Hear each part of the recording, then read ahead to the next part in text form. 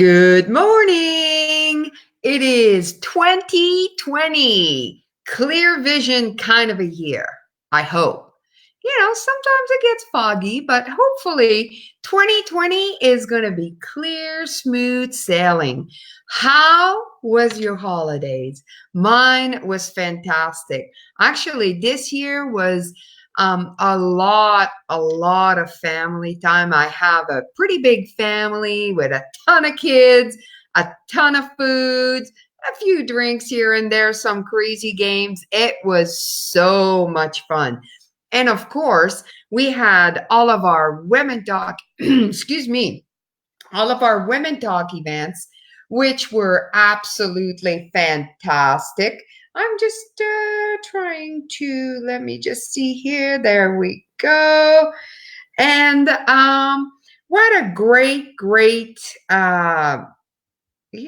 geez, I'm just trying to get this going here and things are not cooperating.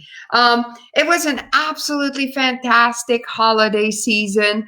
We had a lot of great friends, a lot of family time, and it was fabulous. We also had a lot of great women talk events. We had, of course, 12 cans of Christmas that went around, and we collected food and we sang and we had a whole lot of fun. Just go check it out on social media. It was so much fun. We also went and we went caroling for one of our Women Talk tribe member who has been battling cancer for 14 years and needed a little picker upper. And that is the kind of tribe that Women Talk is. I put out a message, hey, who wants to go and support Sylvie and pick her up off the ground for the holiday and give her a little bit of energy? And just like that, we had 30 people that showed up at her door with guitars and saxophones and trombones. It was amazing.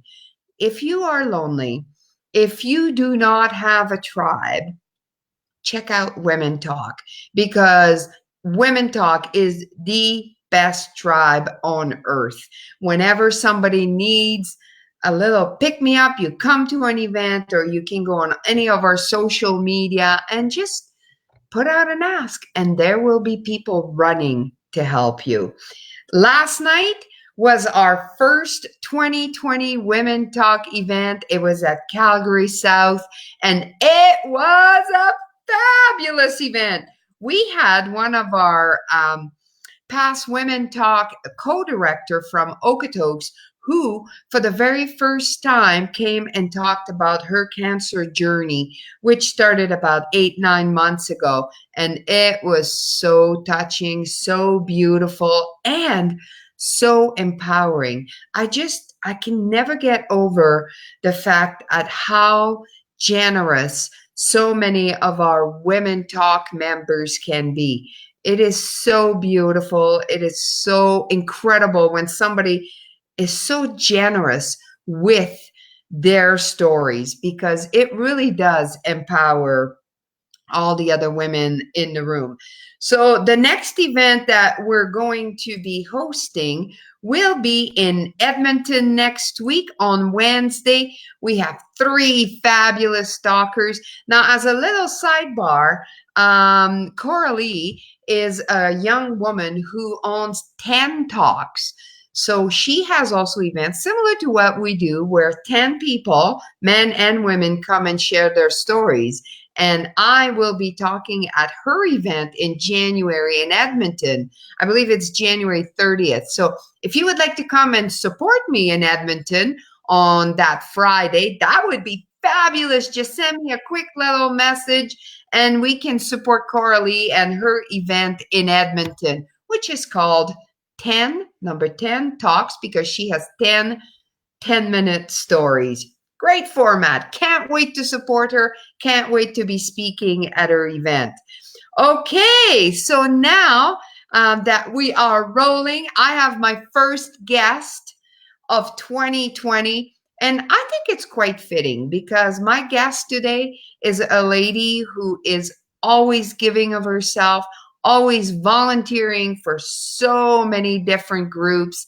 She's a fabulous woman. she also wants to support young girls and the women that support them to become leader. This wonderful woman is Aime Hutton. So let's bring Amy about. Hello, Amy. How are you? I'm good. I'm good. Can you hear me? Yes, we can. And you can see How me. were your holidays? How was your holiday season? Oh my goodness, my holiday has been peaceful. I'm actually finishing up house sitting and pet sitting right now. Um, Fun. yeah, so it's been great. The two pups that I have been staying with are lovely and cuddly, and yeah, it's just been good. And I was over at a fellow Women Talk woman for Christmas dinner, Irma Goosen. She had me Oh, for nice. dinner. Yeah, so I wasn't, by myself, and it was a nice time. And yeah, So again, right? It's like another thing, like our tribe. It's so amazing. You make these incredible friendships, which not only you do business with, but if you need a dinner on Christmas Day, you can find someone. yeah, totally. Fantastic. So tell me a little bit about you. Who are you? What do you do? And how can we support you? Oh, that's a good question, and that's like a loaded question too. Who am I? Well, I'm Amy, and I am here in Calgary. And growing up, in my elementary school days, it wasn't the most happiest time, to be honest, in my life. And you know, school is supposed to be a safe space. School is supposed to be a place where you learn and do different things. And in my case, school wasn't either a happy place and wasn't a safe space either. Um, in grade 3, the teachers realized that I was having problems with my studies and they wanted to hold me back a year. And that's when the bullying started. I was severely teased and bullied between grades 3 and grade 8 to the point where actually got physical. And in grade 7, I was in a grade 7-8 split. And the girls in the locker room gym time came up behind me and grabbed me by my bra strap. And I went flying around the locker room in circles and then went smashing into a wall because they just were laughing and wanted to do it to me and they thought it was fun. So school wasn't a safe space for me to be. And Bullying is so hard sometimes. I yeah, can't even imagine how I mean, we've been lucky up till now, touching wood. yes, We have not really come across, I mean, the small stuff everybody deals, but like the severe bullying, it's just horrendous. yeah, like I thought I was stupid, retarded, ugly, dumb, and a loser, because those are the words I was told over and over and over again for Wow. years. Yeah. And then on top of it, the teachers are like, oh, you'll always be a C student, never the A student. You're going to have problems with your spelling and your grammar and your core subjects that you do in school. So I had that on top of it as well to navigate through. Like, why would a teacher even think of saying something like this? Well, remember, Bridget, and everyone watching and listening, this was back in the mid 80s to late 80s, and it was a different time period back then. And Mm-hmm. the teachers were, I don't even think there was coding at that point because I know now in 2020, um, kids who have special learning strategies and learning challenges are coded, and they do get the extra help, and they have people that come and sit with them and help them um, in class. And well, I didn't have that. I had nobody. And my parents did the best they could. And I remember being at home, after school in grade 4 or 5, even up to 8, and just being in tears because I couldn't understand the spelling homework or the math homework. And I sat at the kitchen table many nights crying because I couldn't get it. And Yikes. yeah, So, how did your parents deal with it? Like, did your parents get involved, or how did that all turn out? well, yeah. So the back in grade 3, my parents had a meeting with the teachers and guidance counselor and such like that. And the school offered one solution, and my parents said, "Well, no, we don't like that idea." And at the moment, I don't remember what that was, but it was something my parents didn't agree with, and they said, um, you know. Amy's had some struggles growing up. She was premature, and we knew something learning might be an issue later on. Yet hold her back, and we will help her at home. And also, what happened was in my grade 3 year, for sure, I was pulled out of class actually a lot for extra math help and for uh, English help. Yet that was just for 1 year. For the rest of the years, I was on my own with my parents. And I could see comments. Hi, I'm on my phone. Yeah. But it's different. Yeah, so I don't see you, but I know you're there because I can hear you. I am all here. Yeah, but you know what? You know what I love about your story is that you are the perfect example once again, and I can count hundreds, if not thousands of these kind of stories, is that life happens for you, not to you.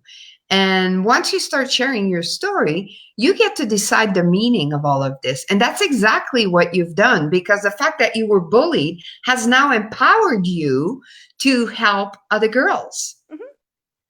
Yeah, totally. And how are you doing that? Tell us how you're doing this. How are you helping young women? And is it only women? Do you only help young girls or It's kids? interesting. It's interesting you say that, Bridget, because yesterday I sat for a while and I got quiet and I played with words and what do I really do and how do I do it and such like that and the people I help. And it shifted slightly. So, what my new, if you want to give me a title, my title is that I'm a youth diversity advisor. And what that is working with adult leaders of still teen and tween girls and now also LGBTQ youth leaders as well to help them learn how to create safe spaces for the youth they support to be themselves and to feel safe and so they can blossom and shine. So LBG, God, you think I could remember all those letters? And they keep Yeah, adding more you letters. It's like, should. people, I'm I know. 54 years old. I can't remember that many letters. LGBT. Just, yeah, you got four. I just say gays, the Yeah, gays. Just one word makes it easier. yeah. And for those of you that don't know me, I can say that because I am gay. So it's all cool. But that's actually part of your story. One of your recent stories is that you've come to realize that you weren't who you thought you were. Nope, not at all. So tell us about that a little bit. That story, yeah, it's very recent. So in 2018, I was having some just different dreams and different symbols and things that were coming up in these dreams. And I was working with a shaman friend of mine who specializes in dream work. And actually, she calls herself a self-love coach. She's really cool. Um, but she said to me, Amy, you know, have you ever considered that you might be attracted to women? And I was like, no, no, It's like, no, no. cannot be, not allowed to be, actually, is what also came out of my mouth. And the reason for that is because growing up, my parents were showing signs that they weren't supportive of people who were in the LGBT community. And I wasn't sure if they would actually be able to support me, and I was really afraid. And now, like in 2018, um, so I've been working with a wonderful coach, and she said to me one day, "You're disconnecting yourself. Do you realize that?" She goes, "Amy, if you're helping women and girls to live their real brave self, and you're not, there's a disconnect." And I was like, "Oh, darn it, you're right." And with her help, I crafted a letter and I wrote an email to my sister and then to my parents and said, "Look, this is who I am. And it's my truth. And my truth is more important than me living in fear." So And did you curl up in a little ball, shaking oh, after you send the letter? Because oh, I mean, anybody that's gay or bisexual or whatever, there's that moment when you tell your family, because families is a very integral part of who we are, and there's a chance, sometimes very minute, but there's always a chance that they're going to disown you. yeah. And that's what I was afraid of. I cried. I was like visibly shaking. I felt like I was going to puke. And it was no, it was 10 o'clock p.m. here on a Monday, a night. And so midnight in Ontario. And I hit send and cried and cried more and curled up in a ball, yes, and went to bed. Woke up the next morning, and because of the time change, I was like, oh, maybe I have an answer. Maybe they've responded. And they actually had. Um, so I bravely, again, crying, clicked the open the email, and mom and dad are like, it's okay. We support you. And, we'll support you as we can. And then I had a bit of a giggle because my mom wrote back, and mom said that, we thought something was going on a couple of years ago and you would tell us when you were ready. And I guess now is that time. Nice. Yeah. I know, and often that's what happens too, is the stories that we tell ourselves are so horrendous and always way worse than what will actually happen. But the other thing, and it's actually going to be my talk that I'm going to do in Edmonton, is coming out made me realize that that was my superpower. Because often the things that we are ashamed of, the things that we keep secret from people because we're afraid of what people are going to say or think, whether it's being gay, divorce, cancer, whatever that thing is, more often than not, that thing is your superpower. Mm-hmm. And once you release it and you use it, you become way more powerful. Yeah, it's been interesting. Yesterday, I also sat and I stumbled upon like the GSA, the Gay Straight Alliance Facebook page for teachers in Calgary, and I clicked on that, and I'm like, hey, I wrote them a note and said, this is who I am, and do you ever have guest speakers come in, or do workshops or something like that? So it's been an interesting year, or I guess 2019 was an interesting year. Very well. 2020 just Yeah, started, so you got lots coming your way. So tell me a little bit about your company and what you do, yeah. and So what is it called? yes, so it's called Inch by Inch Empowerment. And side note, people ask, well, Amy, why inch by inch empowerment? What's the reason behind that? And I've And always it's not a gay joke. no, no. And I've always been in the mindset of, inch by inch and step by step, dreams and goals will come true. And it's been an ongoing theme in my life, like little by little and step by step. I, overcame the bullies. I got through my grade 8 graduation and was actually called the most improved student, won that award. And then even further back in my life, like being born premature, I had to grow big and strong, inch by inch, literally, to grow. So that's why Inch by Inch Empowerment is my business name. And I love it. I yeah, love it. And that's how you climbed a mountain, right? yeah, yeah. And what I do, as I mentioned earlier, is I train or coach adult leaders who work with youth, specifically tween and teen girls and then LGBT youth. And I do one on one coaching with them mostly.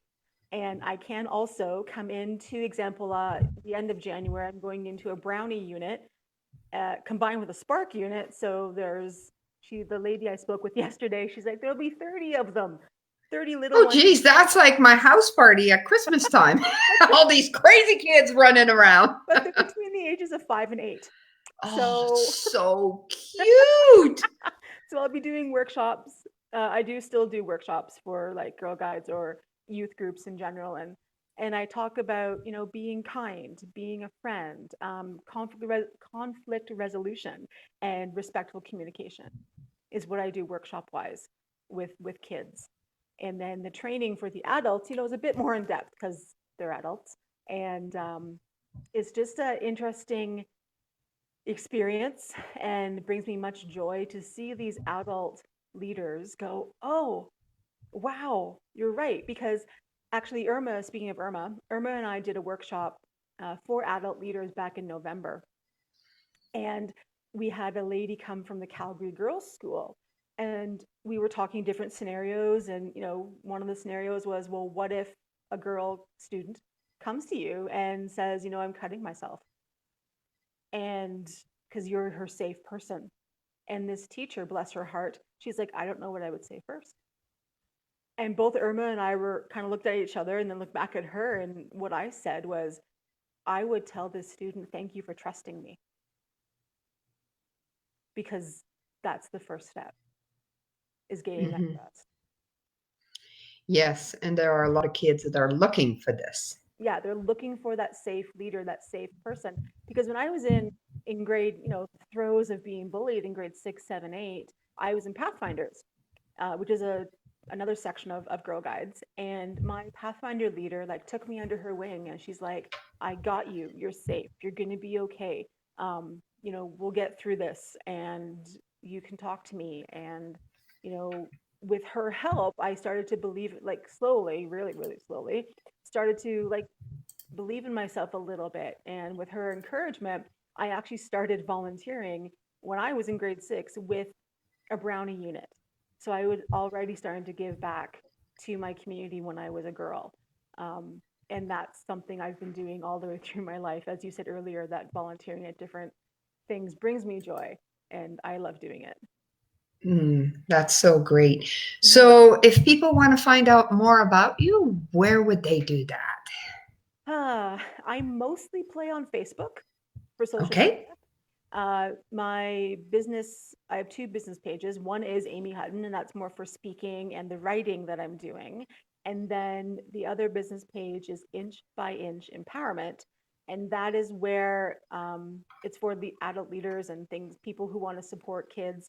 And I actually also, I'll have to change a little bit, but I actually also have a group. I have started a Facebook group. And at the moment, it's called 1 Million Girls Tribe. And it's a great space to connect with adult women who want to support the next generation of girls and LGBT youth and so on. And it's just a neat space. My website, if they want to take a look at that, I'm going to have to update it, is inchbyinchempowerment.com. I also play on Instagram, and I believe my Instagram handle is IBI Empower, or you can just search for Aime Hutton on Instagram. And yeah, that's Oh, wonderful. And you're also a Women Talk member. yes, So you do speak at all of our different locations on and off. yes. So just keep an eye for Amy when she'll be sharing her story at one of our Women Talk location right across Canada. So thank you, Amy. It was Thank fabulous you. chatting with you on this first Women Talk show of 2020. And Yay! I'm sure I'll be seeing you around. Oh, probably. Wonderful. And Thank as for you. you, ladies and gentlemen, but really we speak to ladies, if you're interested in finding out more about Women Talk and what we do in our membership, go to womentalk.ca. Very simple. Womentalk.ca. You can find out all of the information. And I will take this opportunity to wish you all a very happy, prosperous, full of health 2020. Bye for now.